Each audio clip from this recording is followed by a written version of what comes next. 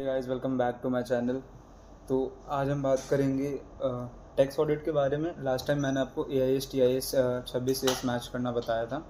And आज हम बात करेंगे लोन एंड बैंक स्टेटमेंट कि हम कैसे लोन और बैंक स्टेटमेंट मैच कराते हैं ड्यूरिंग द टैक्स ऑडिट। सो ये सबसे सिंपल स्टेप होता है। तो लोन को मैच कराने के लिए हम क्या करते हैं, हम जो भी हमारा क्लाइंट है उससे लोन स्टेटमेंट मंगवा लेते हैं, है ना। एंड जो लोन स्टेटमेंट में मेरा 31 मार्च का जो बैलेंस होता है उसको मैं जो मेरी टैली में 31 मार्च का लोन का बैलेंस दिख रहा होता है मैं उससे मैच करवा लेता हूँ। इससे क्या होता है, दोनों टैली हो जाते हैं। और फिर हम अगर मिसमैच आ रहा है तब रीज़न फाइंड आउट करते हैं कि भाई मिसमैच क्यों आ रहा है ना। अगर अदरवाइज़ मिसमैच नहीं है तो फिर हम नेक्स्ट स्टेप पे चले जाते हैं। एंड इस तरीके से हम क्या करते हैं, लोन स्टेटमेंट मैच करवाते हैं, है ना। तो लोन जो भी हमारे सिक्योर्ड होते हैं हम उन्हें मैच कराते हैं, क्योंकि दो टाइप के लोन होते हैं, एक सिक्योर्ड और एक अनसिक्योर्ड। सिक्योर्ड हो गए जो भी हम बैंक वगैरह से लेते हैं, and unsecured other than bank वाला, है ना। तो बैंक वाला हम ऐसे चेक करते हैं।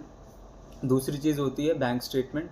तो बैंक स्टेटमेंट कैसे मैच करते हैं हम, बैंक स्टेटमेंट के लिए जो भी हमारे बैंक्स होते हैं उनसे जो भी हमारी एनुअल स्टेटमेंट जनरेट होती है उसे मंगवा लेते हैं। एंड उसका भी सेम लोन की तरह ही क्लोजिंग बैलेंस मैच करा लेते हैं, है ना। अगर क्लोजिंग बैलेंस मैच हो जाता है तो वेल एंड गुड, और अगर मैच नहीं होता है तब देखते हैं डेफिशिएंसी या कहाँ पे चीज़ें मैच नहीं हो रहा है, कहाँ पे मिसमैच आ रहा है।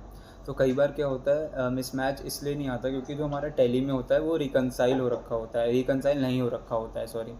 तो क्या हुआ, जैसे मान लो बैंक मेरा 20 लाख दिखा रहा है ना, एंड जो मेरा टैली है वो 15 दिखा रहा है। तो ये मिसमैच आ गया। अब इसको मैं कैसे चेक करूँगा, तो मैं क्या करूँगा, मैं टैली में जाऊँगा, है ना, बैंकिंग में जाके उसमें रिकनसाइल कर दूँगा। तो ये होता क्यों है, मैं आपको ये चीज़ बताता हूँ। क्योंकि क्या होता है कि हम कई बार क्या करते हैं, मंथ एंड में कोई चेक एक इशू करते हैं, तो वो क्या होता है, जो चेक होता है वो प्रॉपर प्रोसीड नहीं होता है ना।